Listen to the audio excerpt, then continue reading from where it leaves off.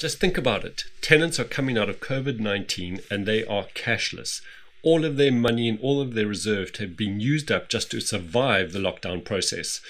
All their deposits that are currently with existing landlords have been used to pay rent, or certainly have been used just to survive through the lockdown. Many of them are unemployed. Many of those business owners are putting money back into the business to keep it surviving. Who do you think that they are going to choose if they see two different landlords saying this is the rent and this is the deposit that you have to pay before you can move in, or someone that says no deposit and this is your rent? Well, I've got a solution for you, and I'll see you on the other side.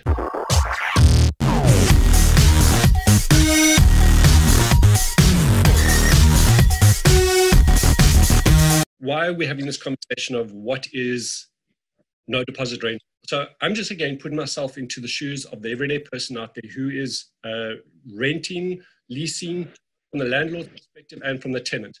If we know at the moment, and we've seen throughout a whole lot of the conversations that have been going on regarding the landlord challenges, is that with tenants not being able to all pay their rent now, a lot of them have been saying, well, let's use some of the deposit that they've got to make up for the rent. So it's like a rental deferment that they can pay it back later because they don't have the cash flow now.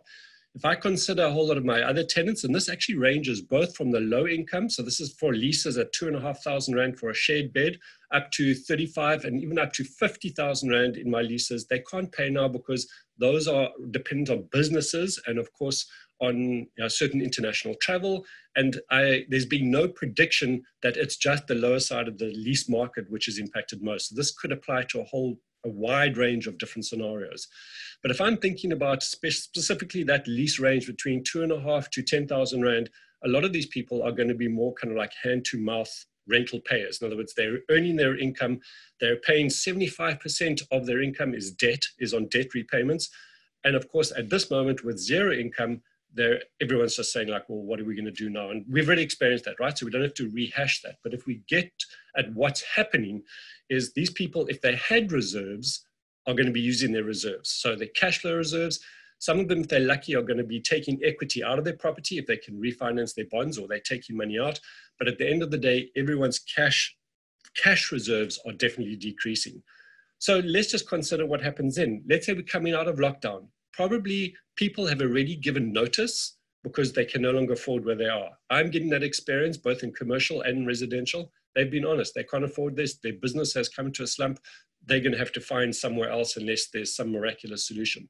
So we know that people are going to be downscaling. They're going to be tight on their money. So they're going to be looking for new places at the lower rental ranges.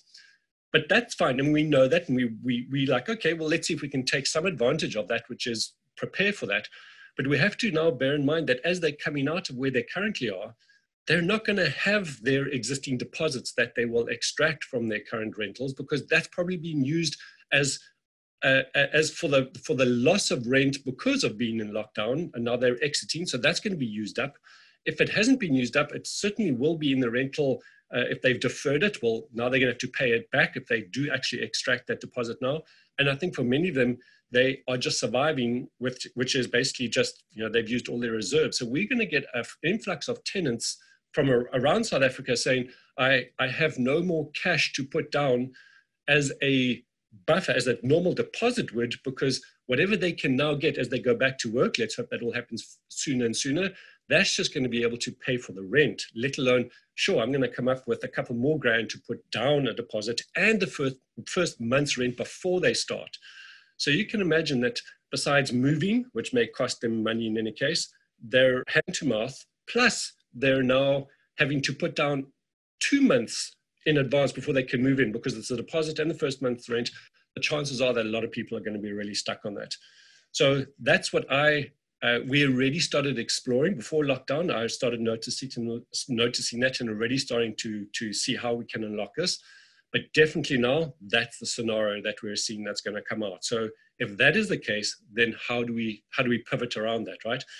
And if I'm taking a look back from that as well, and I'm just looking at some of my notes here to ensure I understand what I've written as well, is we're also going to understand that those are businesses, if they have any spare cash, a lot of it's going to go into just keeping the business surviving. So they're going to take that, whatever they've got, and they're going to put into there as a priority as well. So that's also going to be another source or another kind of like avenue they will put their money, which is going to draw that cash from the reserves that they've got. Now, if we actually just step back and say, okay, well, here in South Africa, we're traditionally looking at a 1 month rental. That's usually in that low end.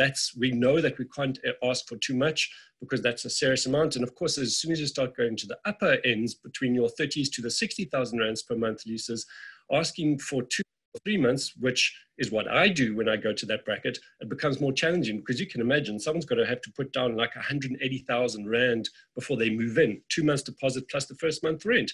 Chances are that's not going to be really there unless they're really flush and have got access to a lot of cash reserves. So I'm taking that out of the market now. So in general, if we're looking at what the market could be, it's going to be around that 1 month deposit, which is what they're putting in, or traditionally, right? So if that is the case, then let's actually take a step even further back from that and say, well, actually, let's really understand what the reason for the deposit was there in the first place. And many of us kind of intuitively or intellectually kind of but know that, but I want to actually really question some of those assumptions, because in my case, if I'm focusing again, let's say there's a 3,000 rand rental or 2,500 rand shared bed lease, right? And you can do the maths, how it works for you and your rental amounts. But if we just take a look at that and we say, well, 1 month deposit is 2,500 rand or 3,000 rand. It's like, whatever damage there is, that's certainly not going to cover very much. 2,500, 3,000 rand, it's not going to cover anything significant, right? So that's the first thing.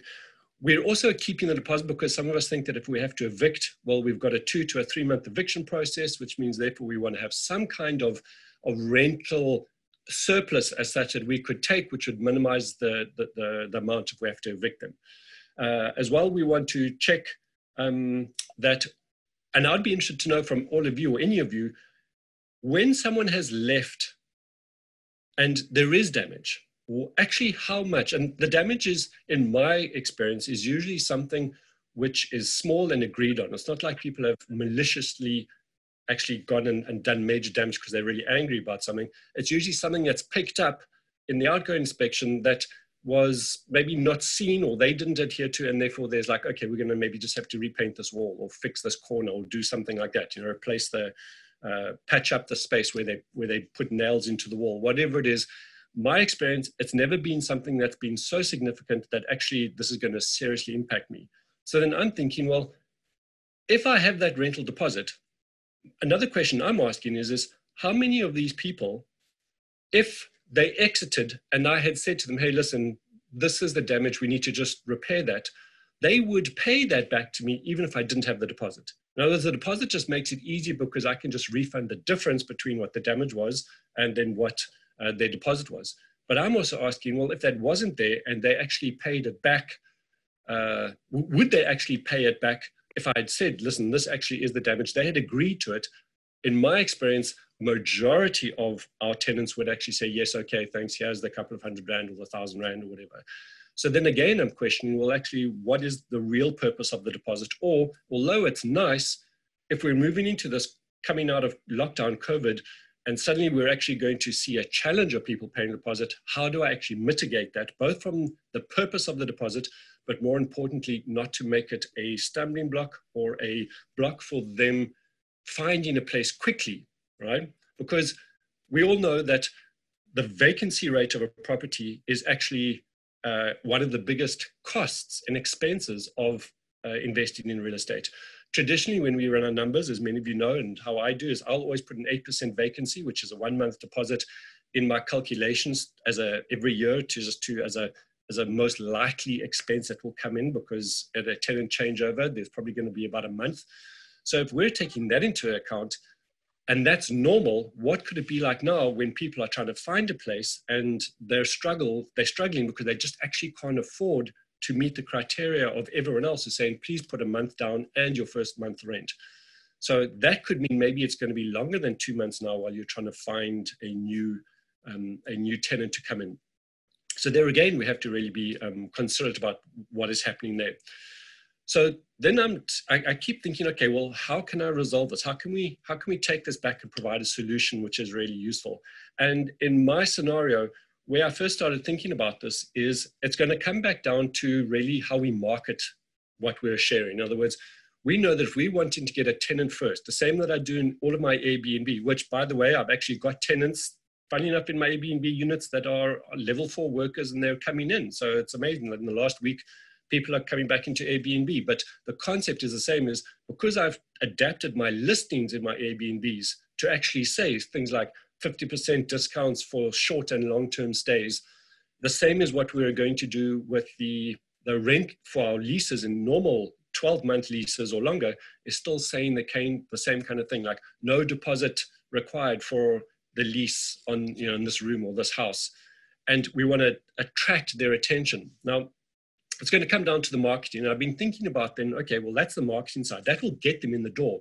But we have to structure this really cleverly and smartly so that ourselves or our finances and our assets are also protected. In other words, all those things that we were mentioning that we wanted a deposit to cover, in other words, damage, possible eviction processes, any other kind of things, we want to know that we can also hopefully safeguard that as much as possible. So are there solutions around that? And in the last year, maybe even a bit longer, because some of my units are listed with HouseMe, they introduced their deposit-free rental, their deposit-free lease.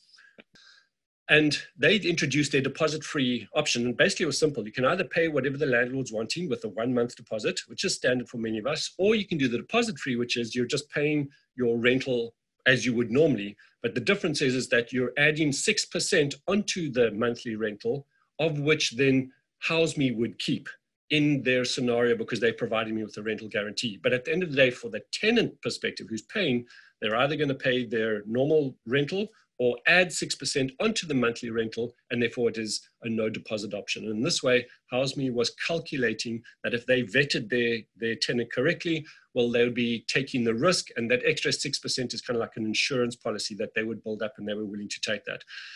And we actually had a lot of interest of people exploring that option, because that's when I realized that even outside of COVID, outside of the kind of things that we're moving into, that is still a major challenge that a lot of people would seriously consider doing a no deposit rental, because that's, for me, that can be a serious amount of cash, right? How are they going to come up with that? Or what are they going to do around that? And that really started to get me thinking that at certain brackets of our leases, we want to see if we can actually accommodate this, COVID or non-COVID, for that kind of bracket, right? And that's where I started exploring this and started seeing, well, who else out there is knowledgeable about this? How could we structure it? And I thought, well, let me just copy what HouseMe is doing. But then out of that were coming some interesting questions, which is, as soon as we clutter our clients, our tenants' vision of what is possible, then they're having to make choices. And every time there's a choice, there's information that's needed, which adds more stuff of back and forth, because people continuously ask, what is this no deposit option? Because here in South Africa, it's just very uncommon to have a no deposit option. And that would mean more time and effort from my side. And of course, it would put a consideration on the tenant to now go and do calculations, which would work best for me. Because some of them might say, well, if I give the landlord the deposit, in theory, and all of you know by law, we have to put that into a separate interest-bearing account. So it's not that each deposit has to have its own account. You can put all your accounts into an interest-bearing account, all your deposits into an interest-bearing account, but you have to do that, and actually you can, they can demand proof from you that you have done that. And most of that is probably going to be at around maybe 3% or 4% as to interest that they're going to earn. So some of them start doing these calculations to see which is going to be of the best interest. That's if, and only if, they have the luxury of saying, which would I rather do? We're moving into a space where people are not going to have that luxury. They're going to be, I actually don't have the money, or it's somewhere else and I'm waiting for it because as soon as I move, then I can get it. And there's a whole lot of considerations. So I thought, okay, well, let me follow what HouseMe is doing. I'll add 6% and let's see if that makes a difference. And in that, actually, I'm wanting to take another step back and say, well, what are some of the strategies that people have come up with around how to do a no deposit, but in a way kind of make it up? So here are some of the scenarios. So let's say that someone, I'm going to use, again, just the 2,500 Rand or the 3,000 Rand just for the purpose of this example. So let's say that you say there's a no deposit and someone is saying, I'm going to come and pay 3,000 Rand a month. And you agree to them that every month they will pay another 300 Rand. right? So let's say 10%. So they pay their monthly amount, and every month they pay a surplus of 300 Rand, because you're saying after 10 months, they will have achieved the 3,000, which is 300 times 10 months, and therefore they have made up their deposit, right? So in that way, you've taken the risk that you won't take the deposit up front, but you'll work in partnership with them so that they can actually pay a little bit more every month.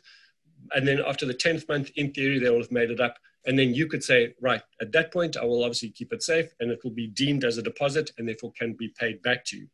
So that could be one scenario for those of you who feel that that is a good option. That is probably the first default mode that some people will go to, because some of us know that, like in my houses where I do a 2-month deposit up front, but it's coming up to about 120, 150K. With people who can't get that right up front, there I might say, okay, well, the first month you give me the 1 month deposit, and the second month you give me the second month deposit. So that's adding on. So in this scenario, some people might say the same thing, but they'll spread it over a longer period of time. A variation of that could be something along the lines, which is you pay your normal fee, you'll pay the 300 Rand on top of that. So now it's every month and a little bit more. And if you leave within the first 10 months or the first year, then that extra money that you're paying defaults back to me, because I've taken the risk of allowing you to build up your deposit. If you stay longer than a year, then that will be deemed as your deposit, and therefore actually you can have for next year. For some people that could work, because that implies that there's a benefit to staying longer, right? So if they stay for the second year, then in theory they would have just made 3,000 Rand, because that is what the deposit was in that scenario, right? So that's another scenario. But again, for me, it's kind of like, well, there still is that risk that those first few months, the risk is on me. And, you know, if you do your vetting right, you could be okay with that. In my case, though, they're still like, okay, well, is there a better way? And we could also then go on to, I'm going to see what the next one would be. Another option is, I thought is, well, you could do something similar, which is you charge 3,300 Rand. So in other words, you've added the 10%. You're building that up, and then when you get to your 10-month, or let's say after the year, you haven't told that person what you've been doing. In other words, that you have been that you're adding a little bit more. But now that you have built it up, you could actually say to yourself that this is any future tenant's deposit, right? So in other words, what's going to happen on that is it's kind of like they're paying it forward.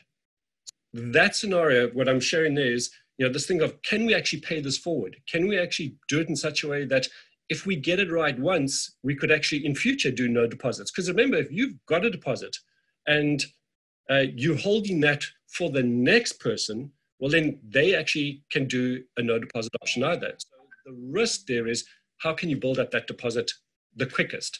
And that's an interesting one. So in other words, one option, like I said, is for the first period of time, we charge for an amount, we build up a certain amount and then hold that over for, you know, the following year for any other person, because you would have that in your bank, not a liability to anyone, but as your own insurance policy, which is actually an interesting process. Those people actually want to go and do their own kind of insurance policy processes in this. So that's certainly a one option. I would like to share with you the option that I'm going for and that I'm planning for, which is a slightly different variation. I think is a great marketing strategy. But I just want to open up here for anyone, if they've got a question, because maybe I've just rambled on and haven't been clear enough, or they can see something else, or they want to ask something else about that. So I'm just going to open it up to all of you here just to check if there's any other comment on that.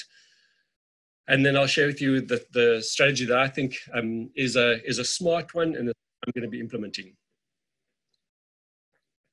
And of course, you may all have different opinions. You might actually say that the 1 month deposit you have has saved your life many times, or that this has been the key to everything that you've done.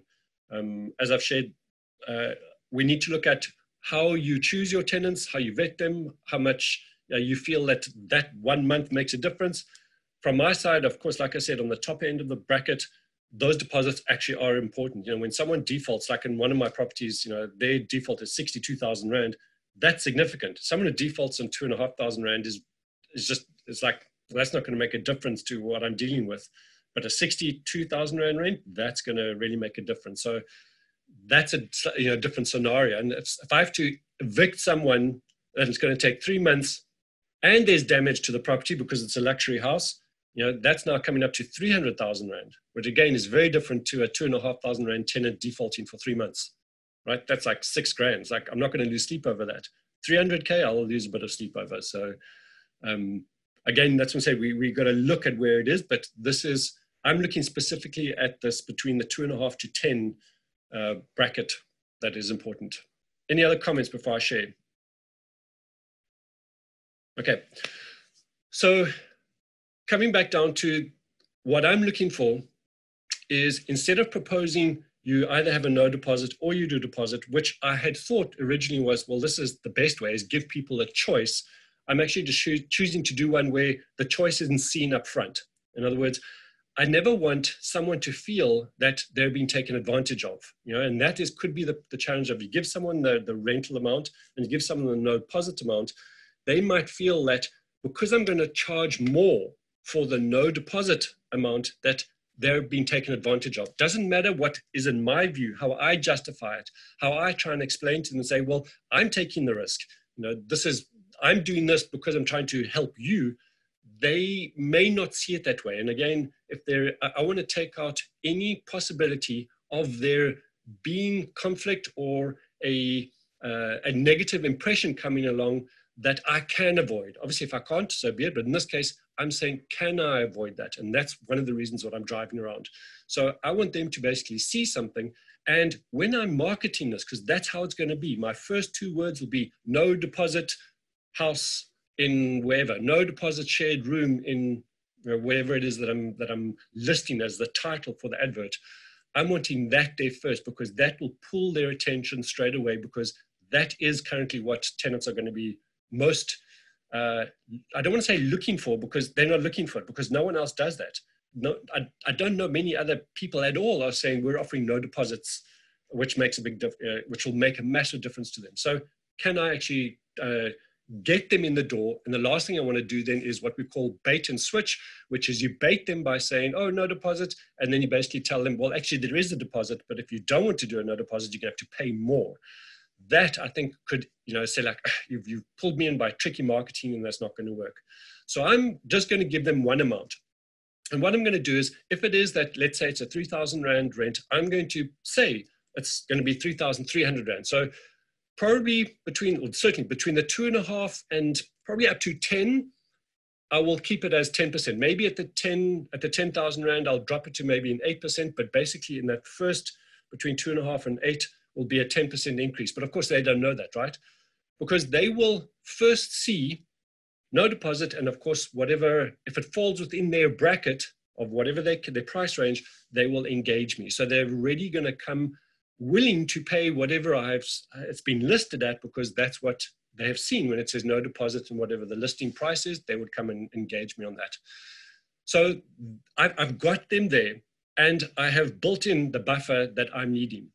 Now, if in the conversation, and if any of you have, well, some of you were on the call where I explained about the automation of how I do the application process and how I use Google Forms and how I can filter through a lot of people so that I only get the people at the end that have passed all the criteria.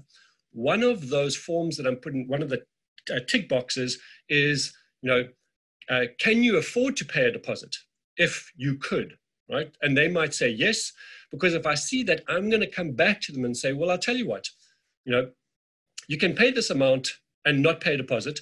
But if you want to, and you can actually put down the deposit, you'll get interest on the deposit. And you know what? I'll give you 5% back on the rent. So instead of them now paying 3,300 and no deposit, they're going to pay 3,150 because I'm giving them back money. So they actually think they're walking away with a decreased rent, which they are. And I would still have the deposit, which they're also going to be earning interest on. So from their side, it's a win-win-win, right? Because they're seeing I'm paying less rent and I can afford it. And of course, then I also have that security. So in that way, I'm also winning because I'm still actually getting more than I would have before. They feel they've got a good deal and I've got their deposit if that is the case. So in that way, the idea is we're all walking away happy with that. And I haven't lied to them. I haven't taken advantage of that, but I've secured all of our interests. Worst case scenario, they don't want to give their deposit, I'm still getting the 3,300, which means I'm getting the 10% extra, which I'm willing to take that risk because, like I say, if someone creates some kind of damage, or I can still ask them to pay it back. It's not saying that just because they don't put a deposit, they're never going to pay it back. But for me, that's that's how I see this is playing out. Is it will definitely work because, as I said, even if they did pay a deposit, that 3,000 rand doesn't cover a whole lot in the bigger scheme of things, right? That's just going to, yes, for me to try and run after them or to argue against that with them, it just becomes a real issue. So from my perspective, I'll repeat it again, what I'm doing is I'm taking what the current rentals are or what the current market value is or what I'm needing it to be at, and I'm going to just increase it by the 10%. And then I will say, well, are you able to pay a deposit if you can? Because if you can, I'll give you a 5% discount every month on your rent. So they've already come prepared to pay the 3,300. I'm offering them a discounted rate if they pay a deposit. And of course, they're still going to get that deposit and the interest on that deposit as by law. So therefore, they feel they're really winning. And I will have got what I'm wanting, which is either the deposit or I will have got the extra 300 rand, which, like I said, will be built up in any case to be more than what the deposit is at the end of the year. So that's what we're rolling out. We're starting to obviously create those forms just to have that, because in the Google Forms, it's just going to be a tick box.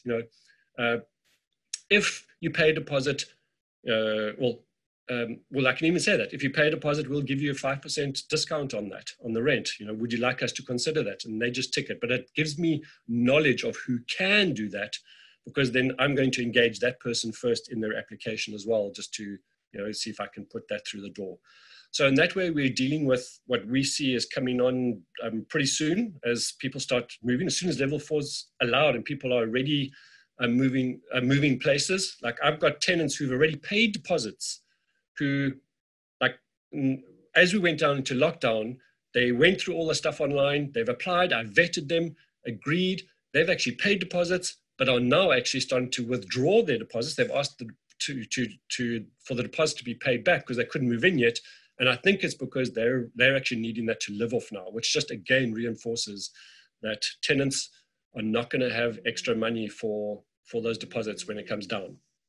So yeah, just again, opening it up. Any other questions on this at this moment? Okay, so there are a couple of things there. One I'm taking away most, which is you're saying, yes, you agree that from wherever you've seen elsewhere, this is where we're moving, right? It is going to be more and more like that, I'm very sure. And coming back to your first point around, well, if everyone else is 3,000 Rand and suddenly I'm 3,300, then yes, in theory, it may look like it's more, and therefore you might say, well, is that going to attract people? So I've got two comments on that. The one is that it definitely will attract because no one else is doing that, right? So they will see. That's why I said it's so important to have that right up front that there's no deposit, because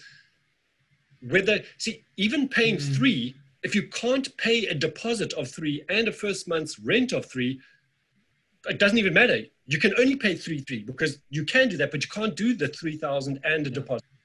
It's not a luxury for them. They just don't have that choice. And that's what I'm aiming at, is we're moving where this is no longer actually a luxury. People are not going to sit there trying to do the calculation and weigh it up. Secondly, if you have listed it at 3,300, the people who can afford 3,300 will be the ones that are going to come and look at that, right? It's not like you can only afford 2,500 and then go and look at a 3,300. Yeah. You've already pitched it at that, so people will come there knowing that that is what the price is, which is why I say I prefer that than doing it, which is 3,000 Rand and the option of no deposit, which is then you just have to pay more, because that's like I've hooked you. People have got an expectation that they're going to have no deposit at 3,000, and then you drop it and say, well, you're going to have to pay more if you want to do the no deposit option. Whereas I'm actually saying you've come in, what your expectations are set, and I'm offering you even a better deal, which is, hey, listen, if you actually can pay a deposit, I'll give you 5% back. So they think they're actually scoring. And I think that's where it is, where the main thing comes in what I'm saying is then everyone kind of wins. Worst case scenario, and this I do believe is the worst case scenario, like you mentioned, let's say that I wanted 3, and we're saying 3,300 actually just pushes people out of the bracket and I don't get interest. Fair enough. I'll drop it back down to 2,700 or to 2,800. So as in my mind, right? And then have it as the 3 as a no deposit, but then I'll still say it as a no deposit because everyone else around me is also having to drop. right? Because they're going to also have to drop if we're all the same. But what I'm now then concerned about is I want to make sure I don't have vacancy, because that vacancy is 8% per month.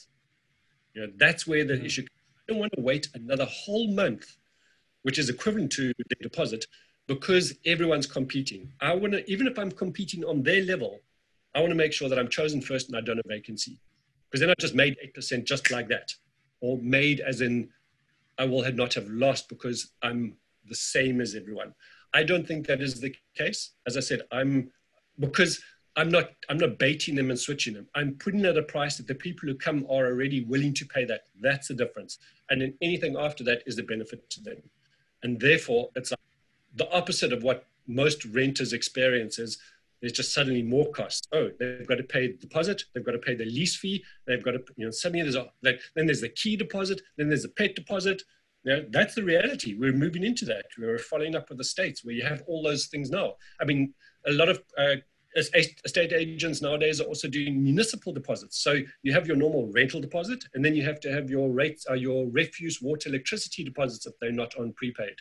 And those are two separate deposits. So again, we're trying to make this as easy as possible. That's what I'm really emphasizing here is they're coming in and saying, no deposit, this is what the amount is. Well, if I do give a deposit, I get something back, and therefore they feel they're winning. And of course, I'm there like, great, I've just covered myself, and I've been chosen first, which is how I see it. Any other sharings, any other thoughts? Would it work, not work in your situation? Maybe I can jump in here, Robin. Go for it, Lombard. Thanks. Just share some ideas and thoughts. I don't actually know whether it's a question or, but my scenario, basically I specialize in affordable housing sector of the market right at the bottom. So our business model is crucial to have 2 months rent for deposit, right? So in terms of risk profile shifting, taking that away, it's quite significant, I think. But it's always been, this deposit thing has always been a big barrier, and I've got 20 properties and there's always a few empty, right? So it's been especially tricky the last 18 months, even more so right now, to get back up to 100%. For a long time, I was fine on 100%, but now it's a bit more tricky. So that it's definitely an issue, right? This deposit thing. So now I've got to try and figure weighing up doing that versus the costs and risks of eviction. So obviously you still got to do good screening and all of that. But in my sector of the market, it is still, that's anyway a risk that I've accepted right from the beginning, right? Hence the 20 or 2%, yep. 2 months deposit. So yeah, it's a tricky one because my whole risk profile is probably going to shift, but I may not have any choice. I may have a choice. Correct. So, yeah. And I think, Lombard, in this case, for me, like I actually said in the title of this call, is this is more around plan for it. You've got to know what you could do, because you might find, and I doubt it, as you proposed, is 2 months deposit at that market coming out of COVID is it's going to be more challenging. So we don't want you to be 3 months down the line before you say, what must I do? I'm wanting you to say, run the numbers now. Like, if you did this, how much would that be? Maybe you have a 1 month deposit now instead of the 2 month, and you do something similar. We say, so you don't just say the 2 deposit, or, but you have to plan for it now so that you can easily switch between them, or you try 2 units at a certain strategy, 2 other units at another strategy, because I know your properties are quite close to another, quite similar. And very quickly you'll split test and figure out, how does this work? And I think you've also hit the nail on the head. It's the catch-22 is that segment of market where you're wanting 2 deposits, because it's that segment of the market, is actually the segment of the market that is most or is least likely to pay 2 deposits, 2 months deposit. So this is about, like you said, that, and like I'm saying, I'm aware of that, but my cost of vacancy is now actually significant enough for me to say, hey, let me actually really look at this. This isn't 16,000 Rand that someone is, I'm keeping for a possible, stain in a carpet. This is like 2,000 Rand, 3,000 Rand. It's like, really, that's not going to change us. I have to have a bigger picture and actually manage this differently, because I can't have that. And I think in your case, you've got to know what your options are, so you can switch quickly if the existing one is no longer working. And my guarantee, and I'm willing to put properties on that bet, is they're not going to have the money. If they can't pay rents now, wow, you really think they're going to come out able to pay deposits? That's not going to happen. Yeah. Yeah. Any other comments? Thanks, Lombard.